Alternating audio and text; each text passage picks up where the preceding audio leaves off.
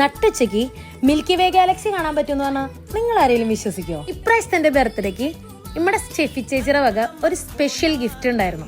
നമ്മൾ താമസിക്കുന്ന ഫാങ്ക്രിന്ന് ഓക്ലൻഡ് പോണ വഴി ഒരു 40 മിനിറ്റ് ഡ്രൈവ് ചെയ്ത് കഴിഞ്ഞാൽ ദീ കാണുന്ന വൈപ്പു കേവ്സിലെത്തും. അവിടെ പോണവരെ ശ്രദ്ധയ്ക്ക് ഞങ്ങൾ കുറച്ച് മണ്ടത്തരങ്ങളൊക്കെ കാണിച്ചായിരുന്നു.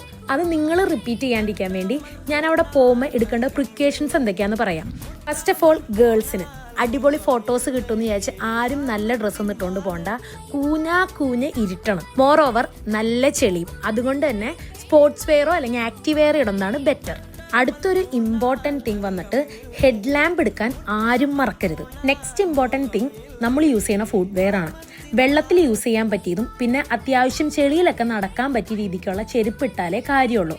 കാരണം നമ്മൾ ഈ കേവ് മൊത്തം നടന്ന് കാണുന്നത് വെള്ളത്തിൽ കൂടെയും ചെളിയിൽ കൂടെയാണ്. നമ്മൾ സ്കെയറി അഡ്വഞ്ചർ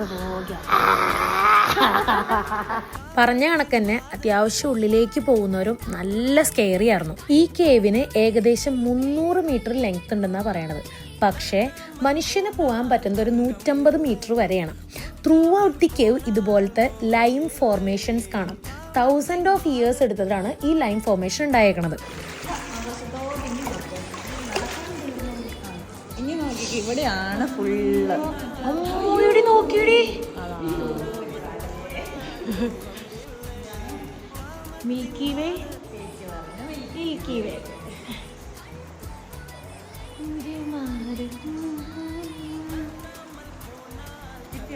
കിട്ടണ്ടറി.